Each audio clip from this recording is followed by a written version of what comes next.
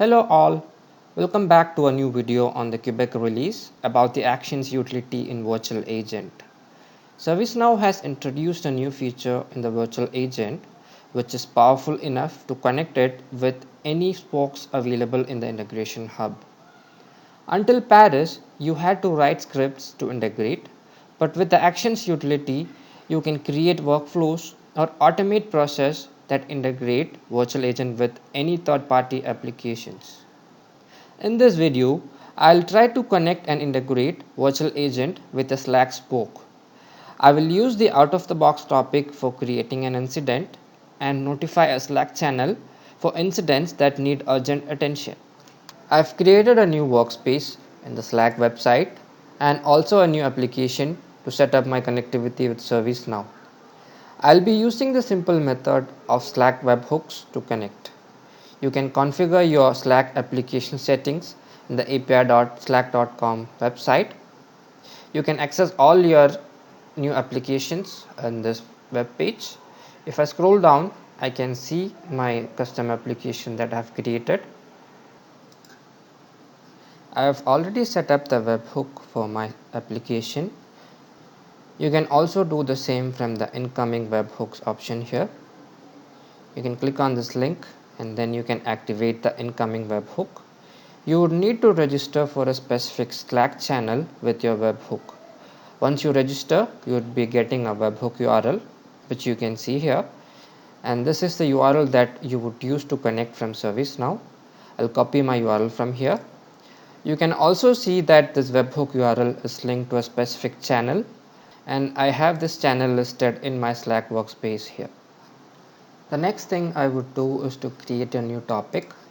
For this, I will go to my virtual agent designer and I would search for an existing topic which is related to creating an incident. I will select an existing topic block, which you can see open IT ticket. I'll open this existing topic block and I'll take a copy of it, click on the duplicate. I'll give a new name as create ticket and then I'll take a copy of it. I'll save it. So this is the related flow. The size is a bit smaller, so let me increase the font a bit so you could see it better. The flow is quite straightforward. You can see that initially it asks for the issue description from the user, and if description is entered by the user, it then does a contextual search. It searches the knowledge article for the related issue. If articles are found and if user is happy with the article, then he can close his flow, or if user is not happy with the results which are provided by the contextual search, then he need to enter urgency for this issue. Once the urgency is entered, the incident is created as a part of this flow. So this is the current design for this flow. I will now integrate this topic with the Slack webhook using the new action utility. For this, I would scroll my components list. I would go under the utilities and select the new action utility which has been added in the Quebec release. I'll drag it to my flow here. Once the action is added, the next thing is to update the flow properties. For this, I need to provide some input for my action. So let me give a name like notify Slack. The next thing I need to do is to select a related spoke and action associated with it. I can either select a flow or a subflow. I'll be going with the flow here, which is the default option. The spoke that I would be selecting is Slack Webhooks. So I would search for Slack Webhooks. For the action, I need to select the action to post incident details to a Slack channel. I did come across a major issue that many of the external actions are not working out of the box. I did try connecting with Slack, Teams, e-bonding spoke, but none of them worked until I took a copy of the action and used it in my topic. Even in this case, you can see two different actions associated with the post incident detail. The first one is the out of the box one. Third one which you can see is a copy of the out of the box one. So I would be selecting this copy since the out of the box one was not working. To take a copy of the out of the box action, you can go to the flow designer, and within flow designer you can go to the actions list and you can search for the related action. I would be searching for Slack webhooks under my application here. This would list all the actions which are associated with Slack webhooks. You can see here that I've already taken a copy of post incident details. If you need to take a copy of any other out of the box action, just open the action. Once the action is open, you can click on this three dot menu here and take a copy of it and rename it to a different name which you could later use in the virtual agent. Coming back to the topic, the next thing that I need to do is to provide further inputs to my action. There are two mandatory inputs associated with the post incident action. The first one is the webhook URL, which is the URL which I configured in my Slack application. The second thing is the incident reference. You could see that this is a direct reference to the incident table, and these two are the mandatory fields. You also have additional inputs which can be used to further customize your message which is sent to the Slack channel. Like you can put any additional message, you can override the default fields in the message, you can provide a different username or a different channel which is not linked to the webhook. These are the additional options which you can provide in the action. So I would first enter my webhook URL here. I just paste the previous webhook URL which I copied from my Slack application here. The next thing that I need is the incident reference here. Since I do not have a reference variable in this topic, I will need to look up the incident that was previously created. For this, I would be using the lookup utility here. I would add the lookup utility just before my Slack utility, and I need to look up the incident which was created. For this, I need to enter details for this lookup utility. So I would provide a name as incident. You can see the variable name associated as incident. I need to select a table for this, so I would select the table as incident, and I need to give a condition for the lookup. So I would be adding a condition here as sysid is. I need to select the sysid which is returned by my previous component, which I can access from my input variables.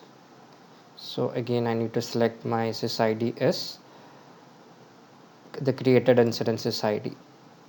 So this is my condition to look up the incident, and I'll save this. You can see that the previous component create incident, it is returning my sysid of the incident, and the same is used in the lookup condition here. So this would be fetching the incident glide record, and we can access that glide record within the variable name of incident. So now I would come back to my notify Slack utility here, and I would select that input as the incident here since this is a reference input.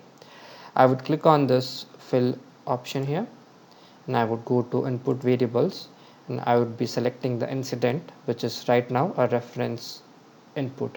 So I would select it, and this would pass the incident reference to this spoke action. I can also pass optional inputs like additional message, urgent, support required. The next thing I need to make sure is that this utility is only executed for urgent issues. For this, I need to update the condition to use this node. I'll scroll down to the bottom.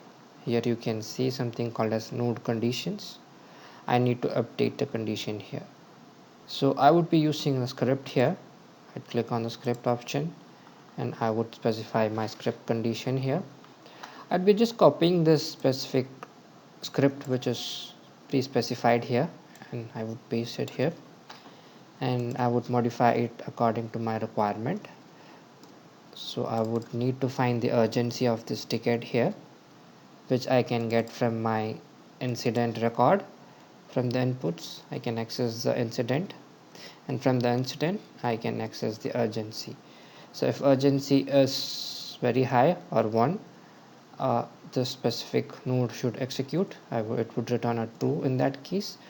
If urgency is not 1, then this won't be executed, which means that whenever the urgency of this issue is high, a message would be sent to the Slack channel. So I would again return back this urgency here, and I would save this. Once I save the condition, I need to save my topic here. I'll click on save, and then we'll test it now. I'll click on the test button to validate my changes here. It will open up a dialog box here wherein I can test my changes. The topic has started to execute, so it's asking me to enter a short description. So I would enter a short description as issue with laptop. It's going to the next flow. So it will be giving me a couple of knowledge articles based on the contextual search. These knowledge articles are not helping me out, so I would say I'm done with this. So now it would ask me whether my issue is resolved, so I would say no. So it would take me to the urgency. So for the urgency of my issue, I'll specify it as high. I'll select the first option.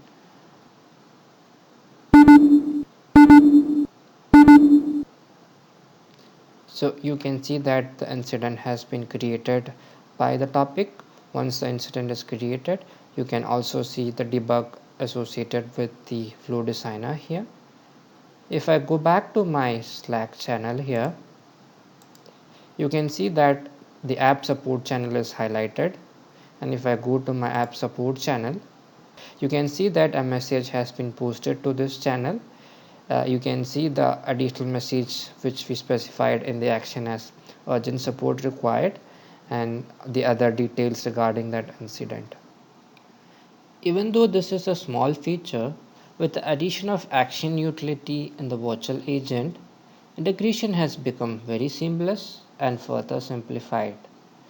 There are several use cases that could be easily set up with this feature to connect with external system, and this could greatly improve the end user experience.